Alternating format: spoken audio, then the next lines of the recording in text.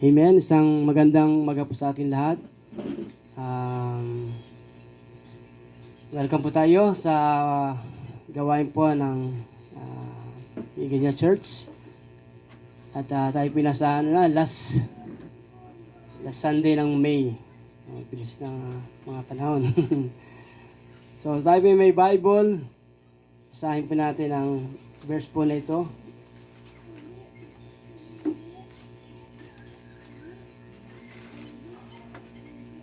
Sa Matthew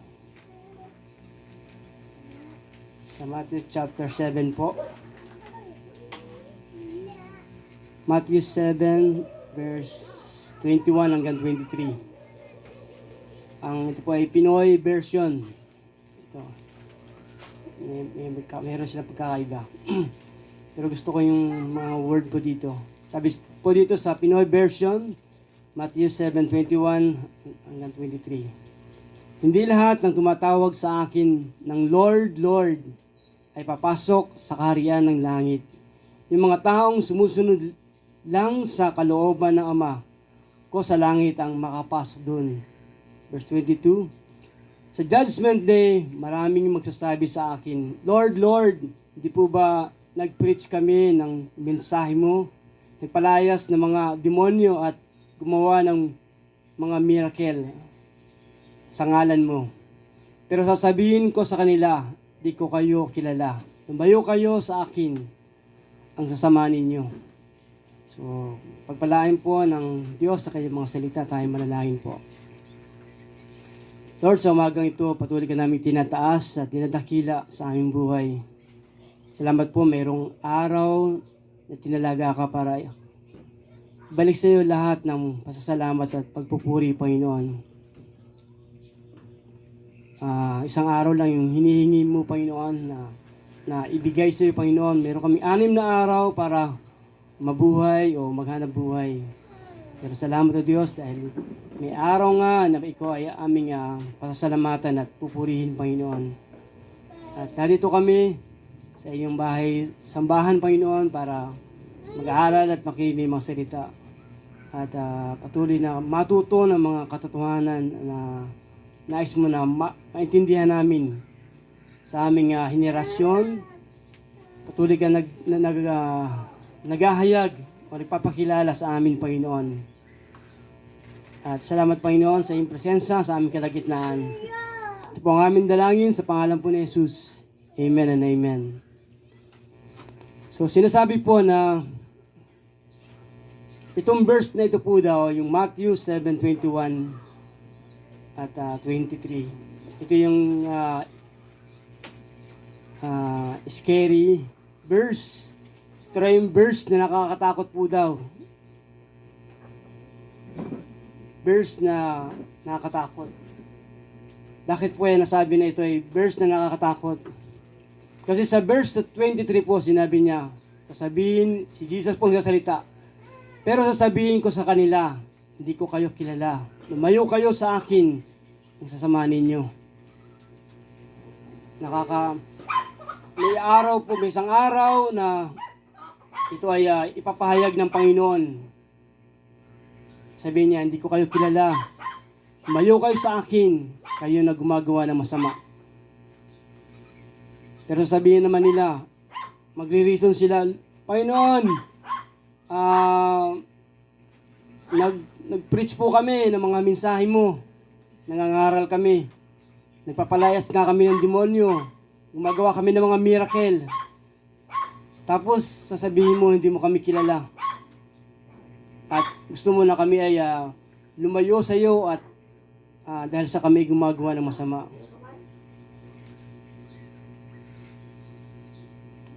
So, unaw natin tingnan po dito yung verse 21 po. Sabi rito, hindi lahat ng tumatawag o nagsasabi sa akin ng Lord, Lord ay makakapasok sa kaharian ng langit. Sabi, hindi lahat ng nagsasabi. Kasi kahit saan pong religion, maring binabanggit po ang salitang Lord o Panginoon.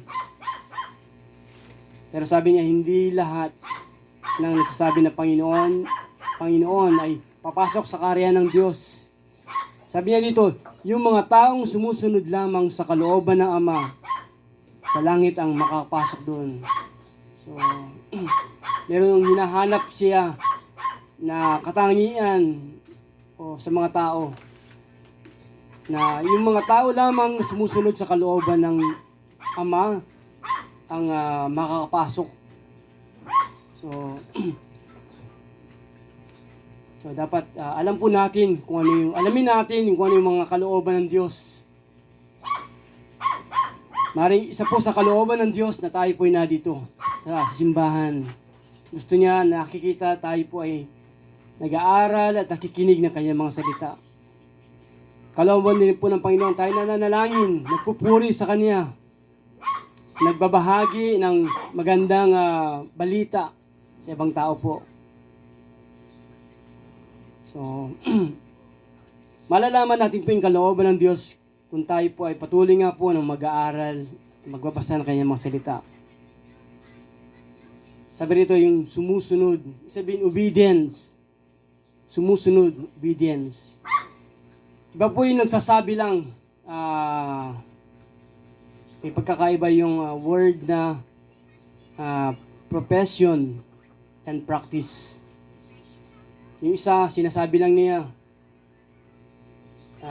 kilala ko ang Panginoon, ako ay Kristiyano, pero hindi naman niya pinapamuhay yung bilang isang Kristiyano o yung pagkakilala niya sa Panginoon. Hindi niya pinamumuhay, sinasabi lang niya. So may pagkakaiba po yun, yung different ng profession tsaka practice. Dapat sumusunod po tayo sa kalooban ng Panginoon. Yung obedience, masunurin na mga kumikilala sa Panginoon. At isang bagay pa po dito, sabi po sa Revelation, ay nga po, sabi niya dito, sa Judgment Day, may isang araw po na lahat ng tao ay haharap sa Panginoon. At at mga iba nga po, yung mga ngatwiran pa, sabi nga nila, kami nangaral ng mensahe mo, Panginoon. Yung iba naman sasabihin nila, sila ay nagpalayas ng demonyo o gumagawa ng mga miracle. So, maraming mga simbahan po tayo na makikita na ginagawa po ang mga bagay na ito. Nagpipreach ng mensahe ng Panginoon, ginagamit ang Bible, nagpapalayas ng demonyo in deliverance, o gumagawa ng mga miracle, nagpapagaling ng mga may sakit. Di po ba? Kahit sa TV, meron po tayo nakikita ganyan. Pero magtataka po tayo, bakit po sinabi ni Jesus na hindi ko kayo kilala. Lumayo kayo sa akin. Kayo na gumagawa ng masama. Ang nakita ko po dito yung pong motive. Yung mga tao po na ito ay meron po silang wrong motive. Una po sa pag-preach. Halimbawa po sa pag-preach. Sa pagpapahayag ng prophecy. Maraming mangangaral po. Nangangaral sila ng mensahe ng Panginoon. Ginagamit nila ang Bible. Pero deep inside po sa kanilang sarili, ginagawa nila yun para makilala lang po sila. Para sila ay makilala. Magaling itong preacher na ito, magaling. Yung parang gusto lang sila ay makilala. Sa halip na si Jesus dapat yung maipakilala nila, sila ay nakikilala. So wrong motive po. Nagpapalayas ng demonyo. Sabihin, makapangyarihan na ito. Yung demonyo nga, napapalayas niya. O yung gumagawa ng miracle, nakapagpapagaling siya na may sakit. Maring kaya nga niya. Kaya po niya. Pero yun ay ginagawa din niya with wrong motive para rin po siya ay makilala rin po, may taas ng kanyang sarili. Dapat, pag may gumaling, glory to God, hindi glory to me. Dapat ang Diyos ang tinataas. Pagka mayroong gumaling na sa Diyos dapat ang papuri po. Hindi yung tao yung tinataas. Ito magaling ito, nakakapagpagaling siya na may sakit. So, ang Diyos lamang po ang pwedeng magpagaling po ng may sakit. Maring inaalaw niya ito na mangyari po. Gumaling o ang may sakit, lumayas yung mga demonyo, makapagpangaral sila. Pero ang Diyos po ay hindi po siya tumitingin sa panlabas, sa kung gaano kagaling. Ang titingnan po niya yung ating puso. Nababasa niya yung puso ng tao, yung iniisip ng tao. Ginagawa niya ito dahil gusto pala niyang sumikat lamang. Pag makikita mo yung mga mas malaki yung pangalan nila kaysa pangalan ni Jesus. So, isang araw sasabihin ito ng Panginoon sa kanila, hindi ko kayo kilala. Lumayo kayo sa akin. Kayo na gumagawa ng masama. Kasi nga po, wrong motive. Ginagawa nila ang ganung mga bagay with wrong motive. Mali yung kanilang mga motibo. Dapat nag-preach ka dahil gusto mo na si Jesus ay makilala nila, maligtas yung mga tao. Nagpapalayas ka ng demonyo dahil dahil yung spirit na nasa atin po ay mas makapangyarihan kaysa spirito na nasa libutan. So, you have authority and power to cast out demon. Pero lagi po, for the glory of God po. Dapat, for the glory of God. Kahit tayo ay makapagpagaling na may sakit, lagi pong for the glory of God. Sa Diyos ang papuri.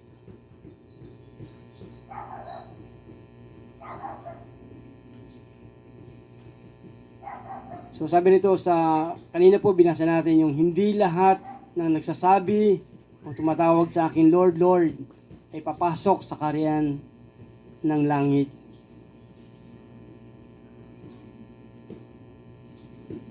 So about sa kaligtasan po,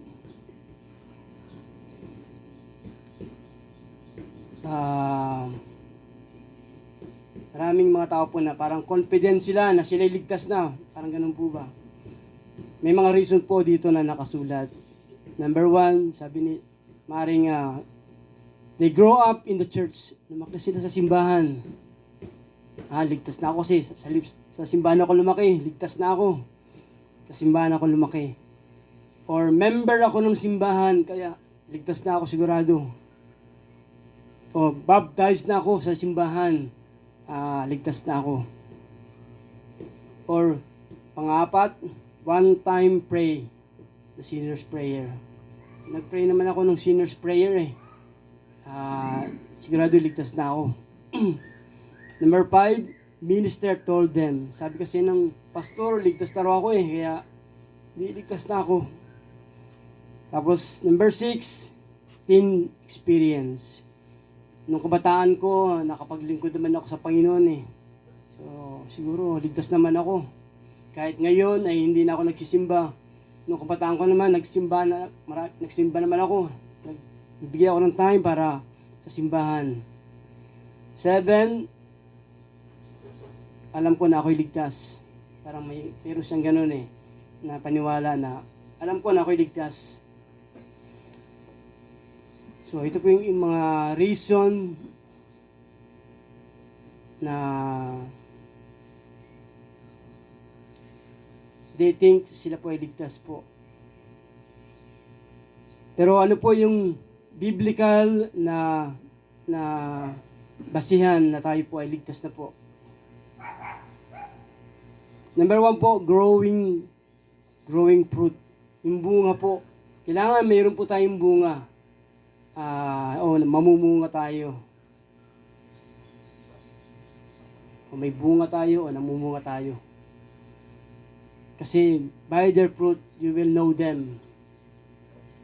So, tinitingnan po yung bunga. O may bunga ba tayo or namumunga ba tayo? Pangalawa, ongoing faith. Patuloy po yung ating pananampalataya sa Panginoon. Hindi dapat titigil. Hindi dapat mahihinto yung ating faith sa Panginoon. Anumang sitwasyon po. Pangatlo po na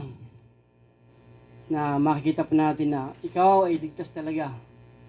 According sa Bible po. Meron kang new desire. Bagong desire. O, sabihin po, desire mo na purihin ang Diyos. Desire mo na sambahin siya. Desire mo, may desire ka na magbasa ng Bible. May desire ka na manalangin. New desire. So, pag ito nakikita mo o nararanasan mo, masasabi mo ikaw ay totoong ligtas. Ongoing sanctification. Tuloy po tayo na hinuhubog ng Panginoon patungo sa kabanalan po.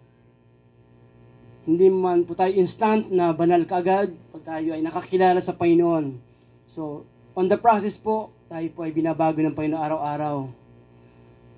Tayo nagkakamali rin po kasi tao tayo po. Pero patuloy po na tayo babaguhin ng Panginoon. So, ito po yung 4 na proof na isang tao po ay ligtas po. Hindi yung nabanggit ko natin kanina po na lumaki naman ako sa simbahan. Member naman ako. Baptized naman ako. So, hindi po yun.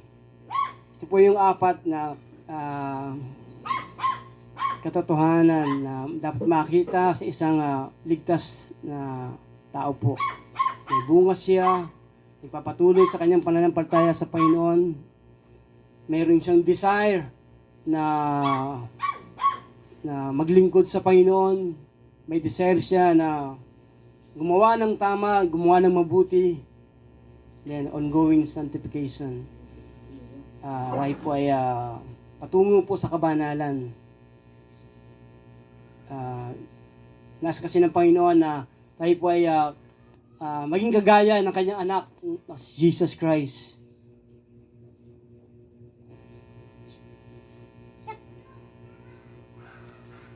So sa verse po natin binasa po sa Matthew 7:21. Ano pa po yung ating pwedeng makuha or maintindihan po dito sa verse na ito. Number 1 po, not everyone is going to be saved. Hindi po lahat ay maliligtas po. Nakakalungkot po itong banggitin, pero sabi nito, not everyone is going to be saved. Kasi nga, may mga tao po na mali po yung kanilang wrong motive. Pero siyang mali ang motibo nila. Naglilingkod sila sa Panginoon para makilala, para sumikat, hindi para parangalan ng Diyos, hindi para paglingkuran ng Diyos. Pero may verse po na, saan pa naman verse ito? Sabi po basahin po natin yung 1 Timothy 2:4. Basahin ko po yung 1 Timothy. 1 Timothy 2:4. Sabi ng 1 Timothy.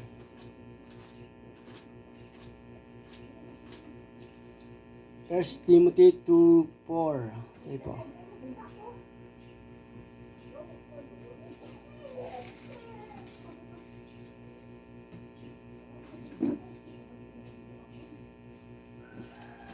First Timothy. Sabi po. Sabi po ng 1 Timothy 2:4, ibig niya ang lahat ng tao ay maligtas at makaalam ng katotohanan ito. So, ibig niya na ang lahat ng tao po ay maligtas at makaalam ng katotohanan. Gusto po ng Diyos na tayo po lahat ng tao ay maligtas po. Pero dito po sa Matthew 7:21-23, sinasabi naman niya rito na hindi lahat ay maliligtas. Kaya,